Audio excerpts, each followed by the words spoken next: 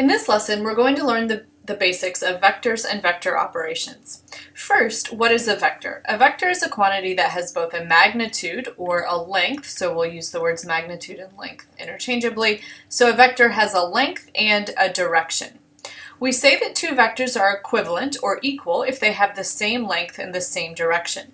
So for example, the two vectors drawn here are equivalent. They both go over 2 units and up 3 units. So the vector from 0, 0 to 2, 3, and the vector from 3, 3 to 5, 6, they both go to the right 2 and up 3. So these vectors are equivalent because they have the same length and the same direction.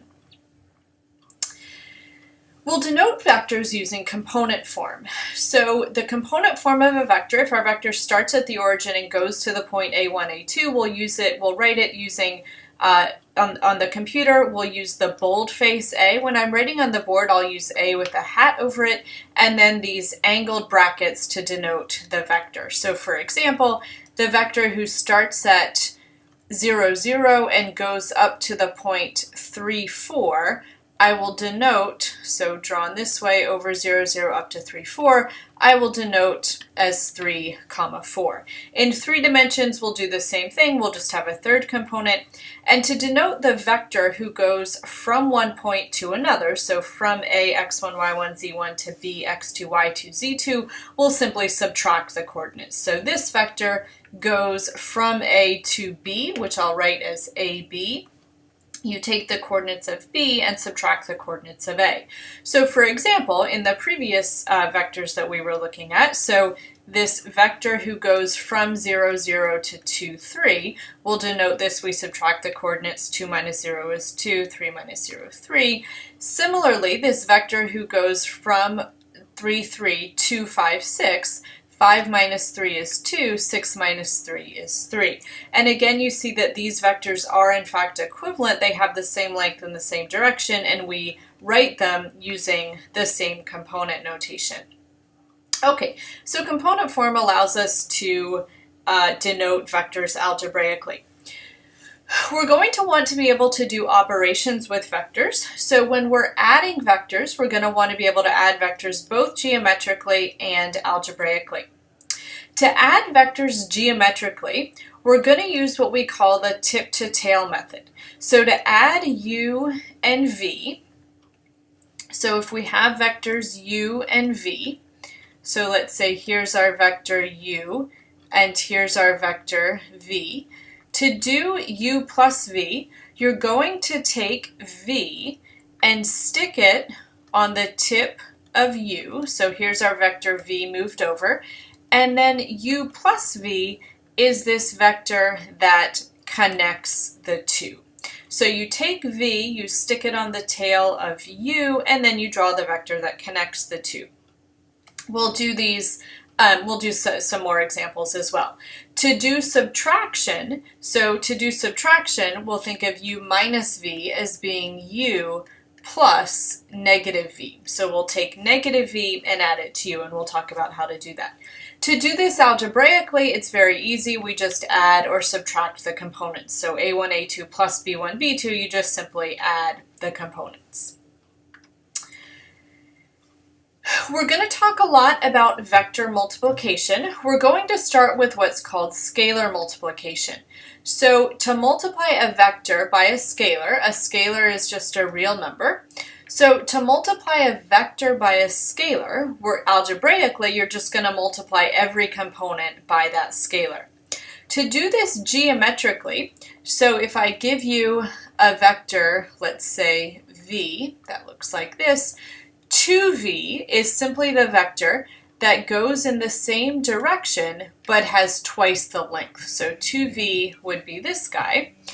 And now if I multiply by a negative number, I go in the opposite direction. So for example, minus 2v would be twice as long but going in the opposite direction.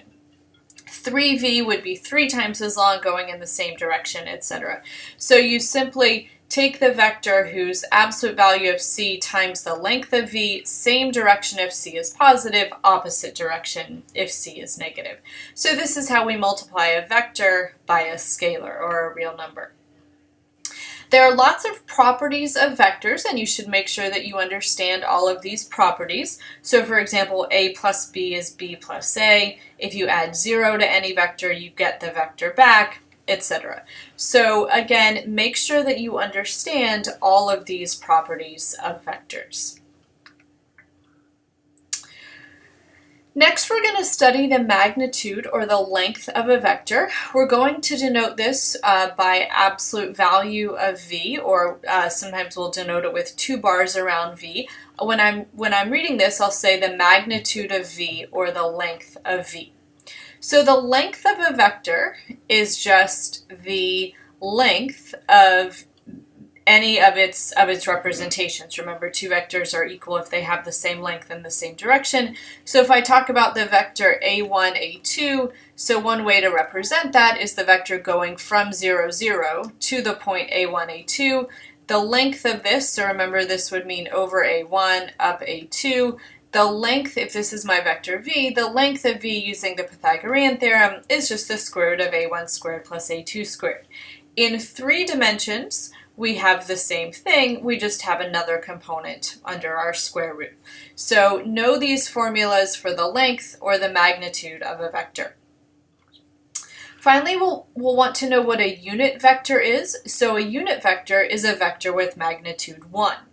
So if I have any vector, I can simply multiply by 1 over its length and I'll get a unit vector in the same direction as A. So make sure you know this formula. This gives us a unit vector in the same direction as A.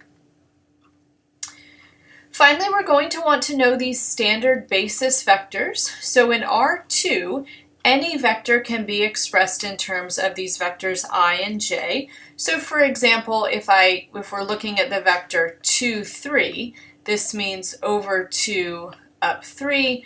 So the vector 2, 3, I can think of as being 2 times 1, 0, plus 3 times 0, 1. Remember, scalar multiplication means I just multiply the components and then I do my vector addition, I add up the components.